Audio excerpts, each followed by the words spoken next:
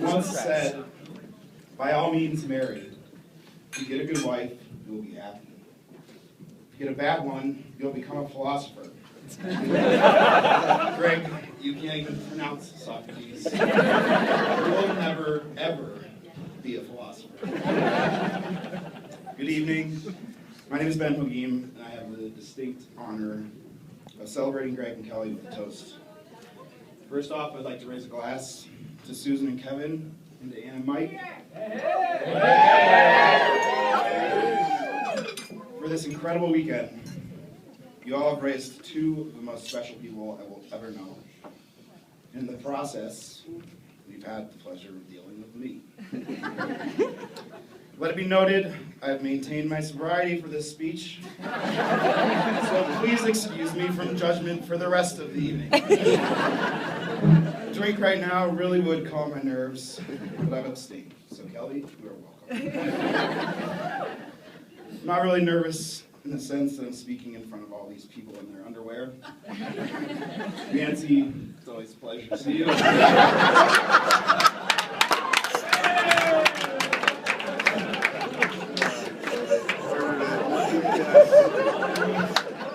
Or that I'm going to fumble over my words, or cry. That's basically a given. I'm nervous in the sense that I hope I found the words that do your relationship justice. That I found the words to truly explain just how much each of you mean to me. I've been Greg's best man for 20 years. And I've been thinking about this speech for 10. So, listen. This is kind of my night.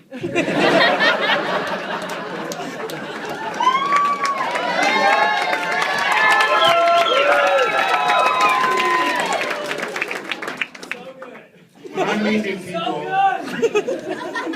there's a good chance that they will hear about Greg within the first 15 to 20 minutes of conversation.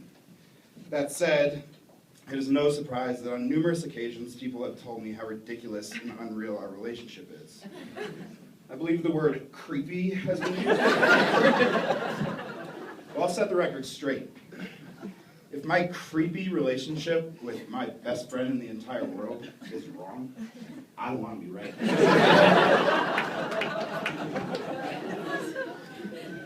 I accept Greg for being a Celine Dion fan, wearing his mother's high heels to the grocery store. I don't judge him for eating Wonder Bread and mayonnaise sandwiches, break dancing on a linoleum sheet outside of Safeway, driving his car through my parents' garage door, or singing You'll Find Better Love with me in a 1995 white Volkswagen Jetta on the way home from parties in high school. The term best friend alone just doesn't describe our bond. Greg is my brother. He is my family.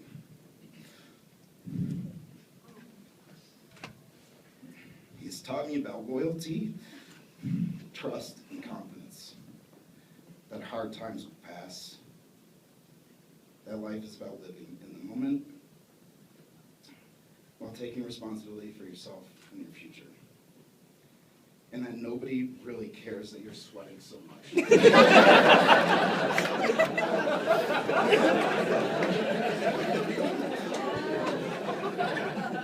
Greg, you have been and always will be the best friend a man could have.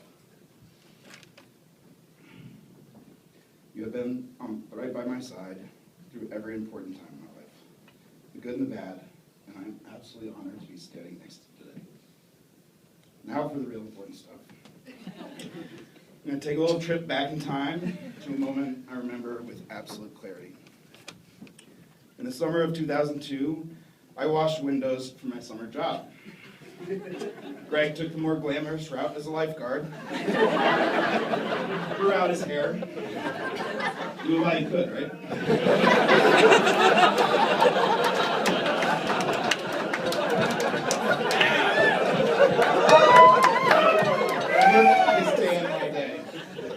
During Greg's lifeguarding days, I had a tendency to live my life vicariously through him.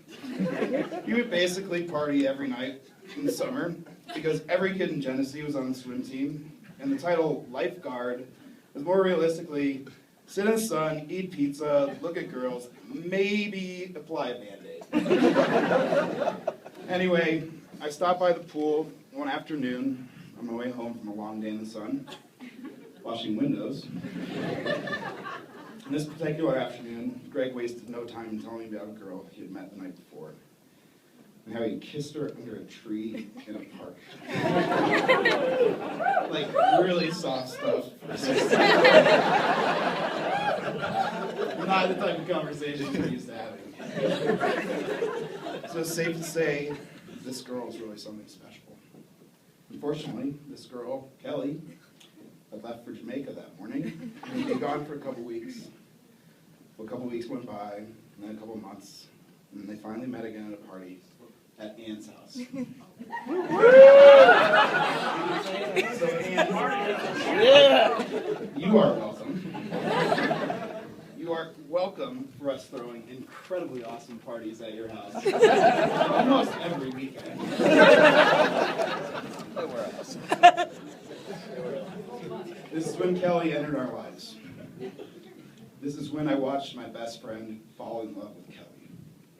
A sweet, strong, beautiful girl from a Catholic high school who would kick anyone's ass in a game of quarters and wasn't afraid to let you win.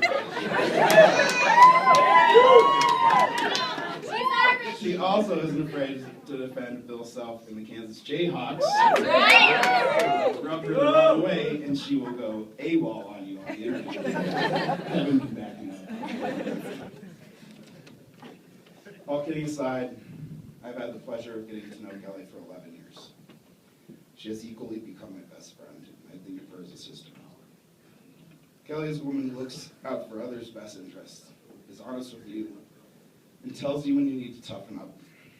But that strong character is perfectly balanced with the sweet, loyal, and loving woman that she is. She has inspired me with her passion for her work, her dedication to her friends and family, and her commitment to Greg. She is the woman who brings endless joy to my best friend.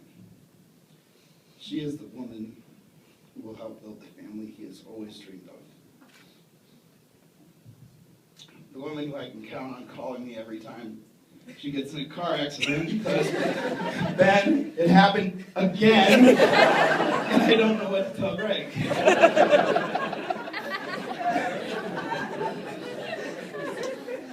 I've watched Kelly and Greg's relationship grow, and believe me, I've been there for it all. The ups and downs, the Buffaloes versus Jayhawks, the shows versus John Mayer concerts. We both just worked together. We were both loyal, committed, passionate, honest, sincere, reliable, decent, good people. And everyone in this room is blessed to have you in their lives. Amen. Kelly and Greg, there was never a question in my mind. You were made for each other. You complement each other perfectly, and I cannot wait to see what the future holds for you. I love you both more than I can ever express. Please raise a glass to the beautiful couple.